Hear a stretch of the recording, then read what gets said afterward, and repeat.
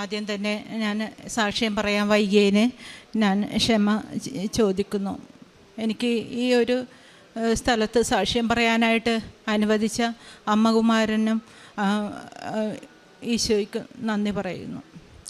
എൻ്റെ പേര് ഷിബി ആൻ്റണി. ഞാൻ വരുന്നത് എറണാകുളം ജില്ല പള്ളുരുത്തിയിലാണ്. ഞാൻ സെയിൻറ്റ് തോമസ് മൂർ ചർച്ച് ഇടവകാംഗമാണ്. ഞാനിവിടെ ഉടമ്പടി എടുത്തത് 29/8/2022 ഞാനിവിടെ ആദ്യം വന്നപ്പോൾ തന്നെ ഞാൻ ഒത്തിരി വിഷമങ്ങളായിട്ടാണ് ഞാൻ വന്നത്. എനിക്ക് ക്യാൻസർ സ്ഥിരീകരിച്ച് അതിൻ്റെ സർജറി എല്ലാം തീരുമാനിച്ചിരിക്കുന്ന സമയത്താണ് ഞാനിവിടെ വന്നത്. സെപ്റ്റംബർ 2 എനിക്ക് സർജറി തീരുമാനിച്ചിരിക്കുന്നത്. ഞാനിവിടെ വന്ന് ഉടമ്പടി എടുക്കുന്നത് 29. അതിനു മുന്നേ 28 ഞാനിവിടെ വന്നു പോയെങ്കിലും ഞാൻ ഉടമ്പടി എടുക്കാണ്ട് തിരിച്ചു പോയി. വീട്ടിൽ കുട്ടികൾക്ക് അസുഖമുള്ളതുകൊണ്ട് ഞാൻ തിരിച്ചു പോയി. അങ്ങനെ ഇരിക്കുമ്പോൾ ഞാൻ ഇവിടെ വന്ന് 29 ഉടമ്പടി എടുത്തു. ഉടമ്പടി ഒത്തിരി വിഷമത്തോടെയാണ് ഞാൻ വന്നത്. ഞാൻ സത്യം പറഞ്ഞാൽ ഞാൻ കരഞ്ഞ് വാവിട്ട് തന്നെയാണ് ഇവിടെ നടന്നിരുന്നത്. എനിക്ക് തീരെ പറ്റുന്നില്ലായിരുന്നു. ക്യാൻസർ സ്ഥിരീകരിച്ച് ഡോക്ടർ എങ്ങനെ പറയും സർജറി ചെയ്യണം, എല്ലാം ചെയ്യേണ്ടി വരുമല്ലോ എന്നുള്ള ഒരു പേടിയും ഭയവും എല്ലാം. ഇവിടെ വന്ന് വാവിട്ട് കരഞ്ഞ ആ സമയത്ത് ഞാനിവിടെ വന്ന് എനിക്ക് പരിശുദ്ധ അമ്മേനെ ഞറുക്ക് എനിക്ക് വീഴുകയും പരിശുദ്ധ അമ്മയെ കയ്യിലെടുത്ത് കൊണ്ടുവരാനായിട്ടുള്ള ഭാഗ്യവും എനിക്ക് ലഭിച്ചു. ആ സമയത്ത് തന്നെ മാതാവിനെ എൻ്റെ കയ്യിൽ കിട്ടുമ്പോഴത്തേക്കും ഞാൻ വാവിട്ട് കരയണമെങ്കിലും ഇവിടെ ഉണ്ടായിരുന്ന ആ സിസ്റ്റർ എനിക്ക് നീട്ടി തന്ന് അങ്ങനെ എനിക്ക് മാതാവിനെ എൻ്റെ കയ്യിൽ എടുക്കാനായിട്ട് എനിക്കൊരു ഭാഗ്യം തന്നു. ആ മാതാവിന് ഭയങ്കര വൈബ്രേഷനായിരുന്നു. അന്നൊന്നും അതൊന്നും ഞാനൊന്നും ചിന്തിച്ച് ഞാനോർത്ത് എൻ്റെ കയ്യിൽ എന്താണ് ഇത്രയും വൈബ്രേഷൻ എന്താണെന്ന് ഞാനോർത്ത്. പിന്നെ ഇവിടുത്തെ സാക്ഷ്യങ്ങളെല്ലാം കേട്ടപ്പോഴാണ് അത് മാതാവിൻ്റെ അത് സാന്നിധ്യമായിരുന്നെന്ന് ഞാൻ മനസ്സിലാക്കുന്നത്. അങ്ങനെ എൻ്റെ സർജറി എല്ലാം കഴിഞ്ഞു. 6 ദിവസം അവിടെ അഡ്മിറ്റായി. ഇവിടെ നിന്ന് കൊണ്ടുപോയ ഉടമ്പടി പത്രങ്ങളെല്ലാം ഞാൻ ആ സർജറി സമയത്ത് തന്നെ അവിടെയുള്ള ആളുകൾക്കെല്ലാം കൊടുത്തിരുന്നു. പിന്നെ ഞാൻ അവിടെ ആശുപത്രിയിലായിരിക്കുമ്പോൾ ഈശോയുടെ തിരുമുഖമാണ് എൻ്റെ മനസ്സിൽ, ചോരയൊലിക്കുന്ന തിരുമുഖം എൻ്റെ മനസ്സിലിങ്ങനെ ഞാനിങ്ങനെ കാണണേണ്, എൻ്റെ കണ്ണിലൂടെ ഞാൻ കാണണേണ്. ഞാൻ അവിടെ നിന്ന് 6 ദിവസം കഴിഞ്ഞ് ഞാൻ പോന്നു.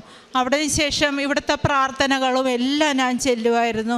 ഇവിടുത്തെ അച്ഛൻ്റെ ധ്യാനമെല്ലാം ഞാൻ മുടങ്ങാണ്ട് ഞാൻ ചെല്ലുമായിരുന്നു. അതുകൂടാതെ തന്നെ എനിക്ക്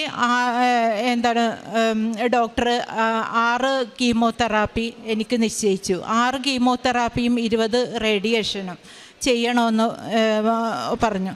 അപ്പോൾ ഞാൻ മാതാവിനോട് ഞാനൊരു ഹെൽത്ത് ഇൻസ്പെക്ടർ കൂടിയാണ്. അപ്പോൾ എനിക്ക് ഇതെല്ലാം കാണുമ്പോൾ എനിക്കൊരു പേടി. എത്ര ഈ ആരോഗ്യവകുപ്പിൽ ജോലിയാണെന്ന് പറഞ്ഞാലും ഇതെല്ലാം നമ്മൾക്കുള്ളിലൊരു ഭയമാണ്.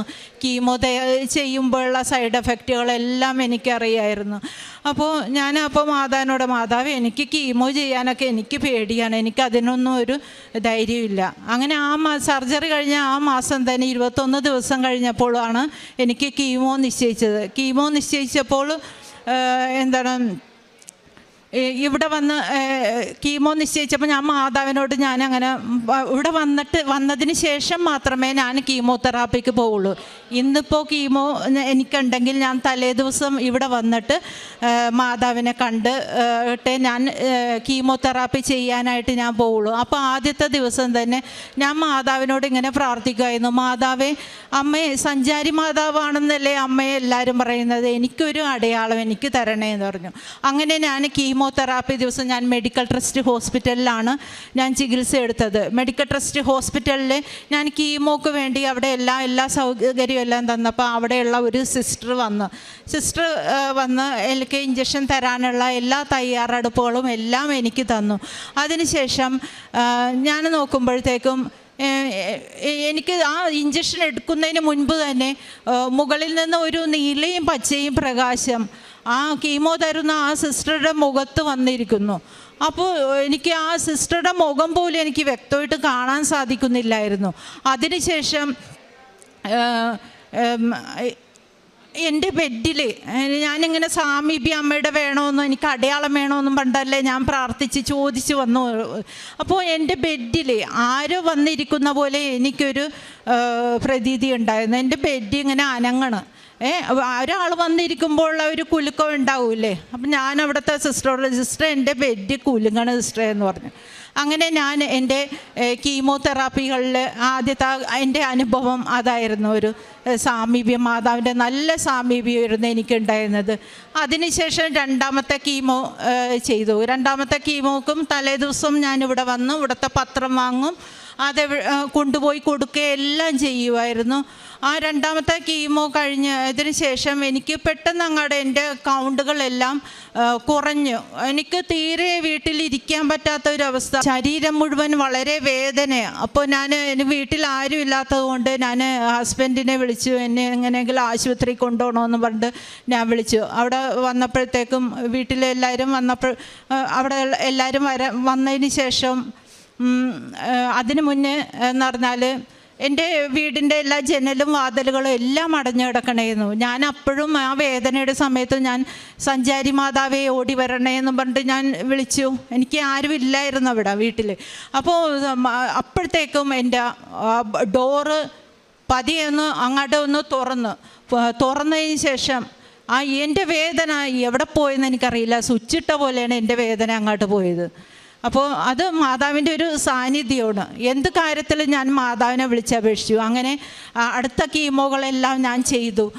ഞാൻ പ്രാർത്ഥിക്കുമ്പോൾ എനിക്ക് ആശുപത്രിയിലാണെങ്കിലും ഒരു നീലയും പച്ചയും പ്രകാശം എപ്പോഴും എന്നെ അനുഗമിക്കുമായിരുന്നു. ആ പ്രകാശം കാണുമ്പോൾ എനിക്ക് മാതാവിൻ്റെ ഒരു സാന്നിധ്യമുള്ളതായിട്ട് എനിക്ക് അനുഭവപ്പെടുമായിരുന്നു. അങ്ങനെ 6 കീമോകൾ പൂർത്തിയായി. 6 കീമോയും പൂർത്തിയായി. പിന്നെ അതിനുശേഷം 20 റേഡിയേഷനുകളും എനിക്ക് നല്ല ഭംഗിയായിട്ട് ചെയ്യാനായിട്ട് സാധിച്ചു. മാതാവിൻ്റെ അനുഗ്രഹത്തോടെയാണ് എനിക്ക് ആ ചികിത്സ ചെയ്യാൻ പറ്റും. സാധാരണ ഒരു കീമോതെറാപ്പി എല്ലാം എടുക്കുന്ന ആളുകൾക്ക് ഓരോരോ പ്രശ്നങ്ങളും ബുദ്ധിമുട്ടുകളും, എൻ്റെ ആദ്യത്തെ കീമോ ഒഴിച്ച് ബാക്കി എല്ലാ കീമോതെറാപ്പികളും ഞാൻ വളരെ സുഖമായിട്ടാണ് ഞാൻ ചെയ്തത്. സാധാരണ എല്ലാ രോഗികൾക്കാണെങ്കിലും ഭക്ഷണം കഴിക്കാനും എല്ലാത്തിനും ഭയങ്കര ഒരു ബുദ്ധിമുട്ടും കാര്യങ്ങളൊക്കെ ആയിരുന്നു. ആദ്യത്തെ കീമോ ചെയ്തപ്പോൾ തന്നെ എൻ്റെ മുടിയെല്ലാം കൊഴിഞ്ഞ് എനിക്ക് ആകെ ഭയങ്കര ഒരു ടെൻഷനായി. ഞാൻ ജോലിക്ക് പോകുന്നെങ്കിലും അപ്പോൾ എനിക്ക് എൻ്റെ ഫീൽഡ് പ്രവർത്തനങ്ങളൊക്കെ എനിക്കുണ്ട്. ഞാനൊരു ഹെൽത്ത് ഇൻസ്പെക്ടറാണ്. അപ്പോൾ ഫീൽഡ് പ്രവർത്തനം, അപ്പോൾ ഇനി ഈ മുടിയൊന്നും ഇല്ലാണ്ട് ഞാനിനി ആളുകളുടെ അടുത്ത് പോകും എന്ന് ഞാൻ ഇങ്ങനെ ഉള്ളിലിരുന്ന് പ്രാർത്ഥിക്കുമായിരുന്നു. അതിനിടയ്ക്ക് എനിക്ക് ഈ 6 മാസം എനിക്ക് അവിടെ നിന്ന് അവധി എനിക്ക് ലീവ് അനുവദിച്ച് തന്നായിരുന്നു. ആ ലീവിലിരിക്കുന്ന എന്നെ ഞാൻ അമ്മയോട് അമ്മ ഞാൻ എങ്ങനെ ഈ ഫീൽഡിലൊക്കെ ഞാൻ ഇറങ്ങി ഇങ്ങനെ പ്രവർത്തിക്കും, എനിക്ക് പറ്റില്ല അമ്മയെന്ന് പറഞ്ഞ് ഞാനിങ്ങനെ പ്രാർത്ഥിക്കുമായിരുന്നു. എൻ്റെ ആ വിഷമം കണ്ട് അമ്മ എന്നെ ലീവിലിരിക്കുന്ന എന്നെ വേറൊരു സ്ഥലത്തേക്ക്, അതെന്ന് പറയുക കുമ്പളങ്ങി, അവിടേക്ക് എന്നെ ട്രാൻസ്ഫർ ചെയ്തു, അമ്മ അനുവദിച്ചു. പക്ഷേ അവിടെ ഇരിക്കുന്ന 6 മാസം പോലും ആകാത്ത ഒരാളെ എടുത്തു മാറ്റിയിട്ടാണ് അമ്മ എനിക്ക് എന്നെ അവിടെ ജോയിൻ ചെയ്യിച്ചു. പിന്നെ ഞാൻ ആ ലീവ് തുടർന്നു. ആ ലീവിനിടയിൽ ഞാൻ പോയി ജോയിൻ ചെയ്തു. അതിനുശേഷം എനിക്ക് അവിടെ ഒരുപാട് കാര്യങ്ങൾ എനിക്ക് അവിടെ ചെയ്യേണ്ടി വന്നു. ഞാൻ മാതാവിന് വേണ്ടി അവിടെ ഒരുപാട് കാര്യങ്ങൾ ഞാൻ പ്രവർത്തിച്ചു. എൻ്റെ കൂടെയുള്ള സഹപ്രവർത്തകർക്ക് ഞാൻ വിശ്വാസം നൽകാൻ തുടങ്ങി.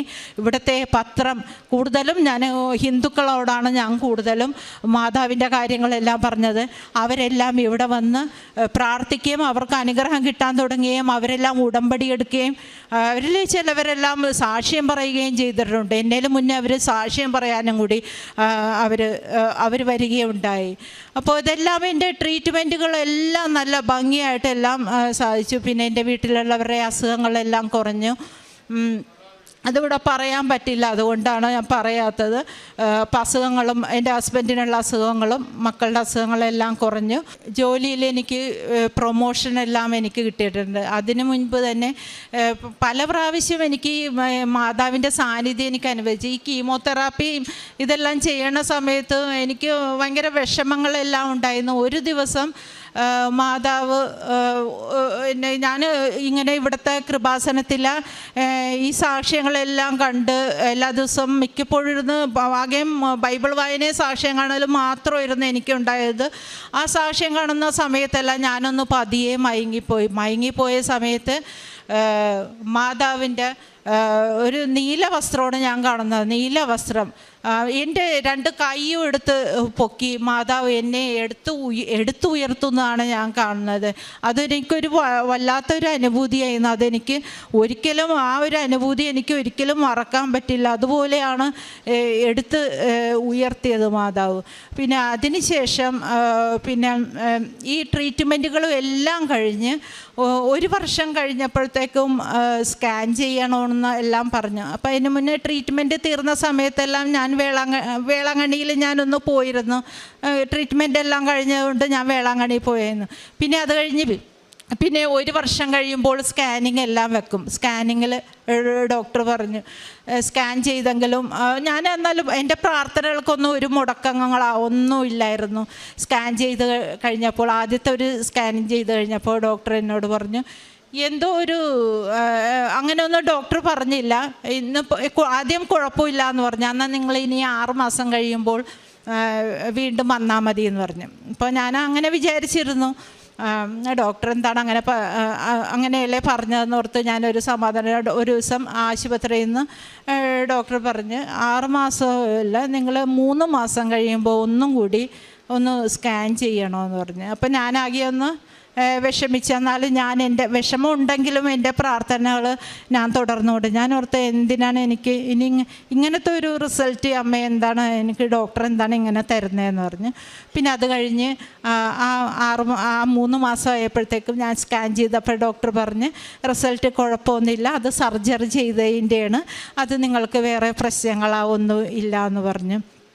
അങ്ങനെയെല്ലാം ഞാൻ വേളാങ്കണ്ണിയിൽ അത് കഴിഞ്ഞ് ഞാൻ വേളാങ്കണ്ണി മാതാവിൻ്റെ അടുത്ത് പോകാനായിട്ട് ഒരു കാര്യമുണ്ട്. ഒരു ദിവസം രാത്രിയിൽ സ്വപ്നത്തിൽ ഒരു 9:45 ആയിട്ടുണ്ടാകും. അത് അധികം രാത്രിയുമായിട്ടില്ല. ചില സമയത്ത് എനിക്ക് ഒരു ക്ഷീണമൊക്കെ കാണുമ്പോൾ ഞാൻ കിടന്നുറങ്ങും. അപ്പോൾ 9:45 ആയപ്പോഴത്തേക്കും എനിക്ക് ഒരു അമ്മയും കുഞ്ഞും ഒരു ആഷ് കളർ സാരി ഉടുത്ത് വന്നേക്കുന്നു. അപ്പോൾ എന്നെ ഇങ്ങനെ എൻ്റെ കയ്യെ പിടിച്ച് വിളിച്ചിട്ട് പറഞ്ഞു ബാ ഇനി നമുക്ക് വേളാങ്കണ്ണിയിലേക്ക് പോകാം. അപ്പോൾ പണ്ടൊന്നും ഞാൻ അങ്ങനെ സത്യം പറഞ്ഞാൽ ആ വേളാങ്കണ്ണിയിലേക്കൊന്നും അങ്ങനെ പോയിട്ടില്ല. ചെറുപ്പകാലത്തിൽ ഒരു പ്രാവശ്യം എങ്ങനെ പോയത് മാത്രമേ എനിക്കൊരു ഓർമ്മയുള്ളൂ. ഇനി നമുക്ക് വേളാങ്കണ്ണിയിലേക്ക് പോകാമെന്ന് പണ്ട് പള്ളിയുടെ ഒരു പോർഷനും കൂടിയാണ് എനിക്ക് കാണിച്ചു തരുന്നത്. അപ്പോൾ ഞാൻ അതിന് ശേഷം വേളാങ്കണ്ണിയിലേക്ക് പോയി. വേളാങ്കണ്ണിയിലേക്ക് പോയതിന് ശേഷം മാതാവ് എൻ്റെ കുർബാനയെല്ലാം നല്ല ഭക്തിയോടെ എനിക്ക് കൂടാൻ ഒരു വല്ലാത്ത അനുഭൂതിയായിരുന്നു. എനിക്ക് അവിടെ നിന്ന് മാതാവിനെ കണ്ടിട്ട് എനിക്ക് എൻ്റെ വീട്ടിൽ പോകാൻ എനിക്ക് തോന്നുന്നില്ലായിരുന്നു. എനിക്ക് അവിടെ തന്നെ നിൽക്കണമെന്നുള്ള ഒരു പ്രതീതി ഉണ്ടായിരുന്നു.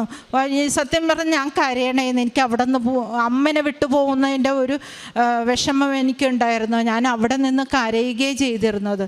അതിന് ശേഷം 2 ദിവസം കഴിഞ്ഞപ്പോഴത്തേക്ക് ഒരു നേരം വെളുത്ത ഒരു സമയത്ത് ഗോൾഡൻ വസ്ത്രത്തിൽ അമ്മയും ഉണ്ണിയും കൂടി വന്ന് നിന്ന്. അപ്പോൾ എനിക്കത് വളരെ ഒരു സന്തോഷമുണ്ടായി. പിന്നെ അതിനുശേഷം ഞാൻ എൻ്റെ ജോലികളെല്ലാം ഞാൻ ഈ 6 മാസത്തെ ട്രീറ്റ്മെൻറ്റിന് ശേഷം ഞാൻ കുമ്പളങ്ങി ഹോസ്പിറ്റലിലാണ് ഞാൻ ജോലി ചെയ്തത്.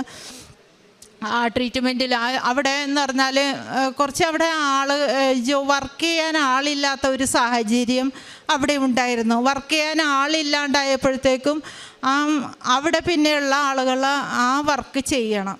അപ്പോൾ ഒത്തിരി അസുഖങ്ങളൊക്കെ ഉള്ള സ്ഥലങ്ങളും കൂടിയാണ്. അപ്പോൾ എനിക്ക് തീരെ പറ്റണമില്ലായിരുന്നു.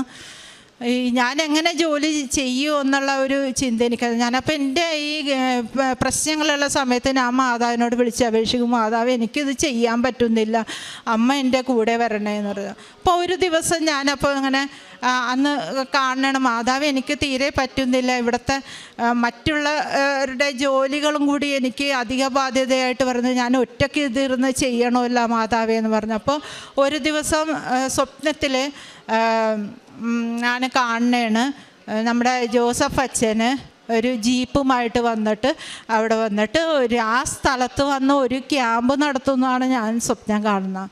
പിന്നെ അവിടെയുള്ള ആ അധിക ബുദ്ധിമുട്ടൊന്നും എനിക്ക് വലിയ പ്രശ്നമില്ലാണ്ട് പോയി. പിന്നെ അവിടെയുള്ളവരെയൊക്കെ എപ്പോഴും ഇങ്ങനെ മാതാവിൻ്റെ കാര്യങ്ങൾ ഞാൻ അറിയിച്ചു കൊണ്ടിരുന്നു. മാതാവിൻ്റെ ഓരോ പ്രവൃത്തികളും ഇവിടെ എനിക്കുണ്ടായ അനുഭവങ്ങളെല്ലാം ഞാൻ എല്ലാവരോടും പറയുമായിരുന്നു.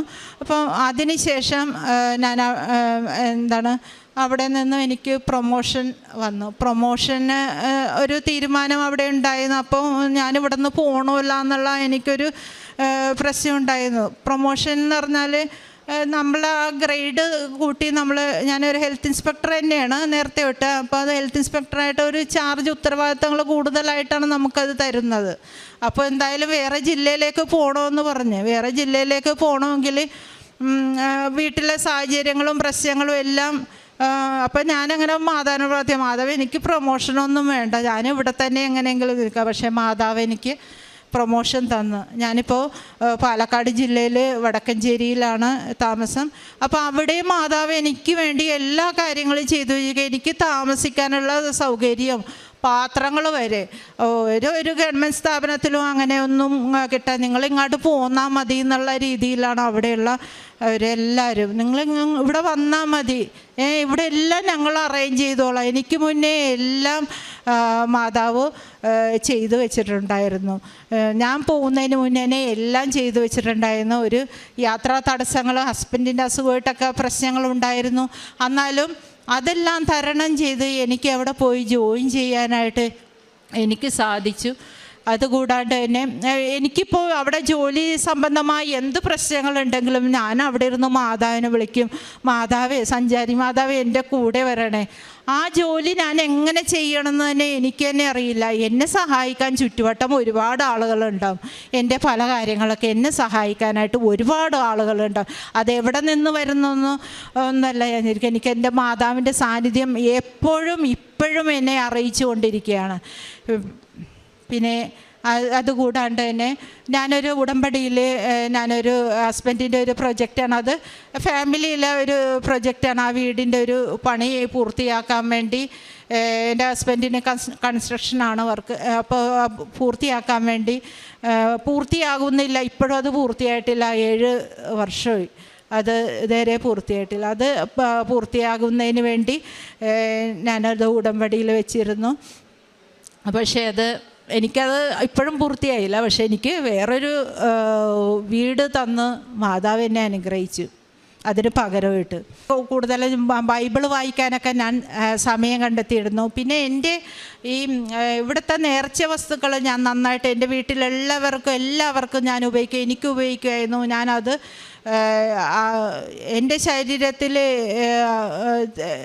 ഞാൻ അപ്ലൈ ചെയ്തതിന് ശേഷം മാത്രമേ ഞാൻ എൻ്റെ ജോലിക്ക് വേണ്ടി പോലും ഞാൻ പോവുമായിരുന്നുള്ളൂ. അതിൻ്റെ ഉപ്പും തേനും എല്ലാവർക്കും കൊടുക്കുമായിരുന്നു, ഞാൻ ഉപയോഗിക്കുമായിരുന്നു. ഉപ്പും തേനുകളെല്ലാം ഞാൻ ഉപയോഗിക്കുമായിരുന്നു. പിന്നെ മനുഷ്യർക്ക് അസാധ്യമാണ്, ദൈവത്തിനെല്ലാം സാധ്യമാണ്. അങ്ങയുടെ വചനമാണ് എന്നെ സൗഖ്യപ്പെടുത്തിയത്. ആയിരുന്നവനും വരാനിരിക്കുന്നവരും സർവശക്തനുമായ കർത്താവ് പരിശുദ്ധൻ പരിശുദ്ധൻ.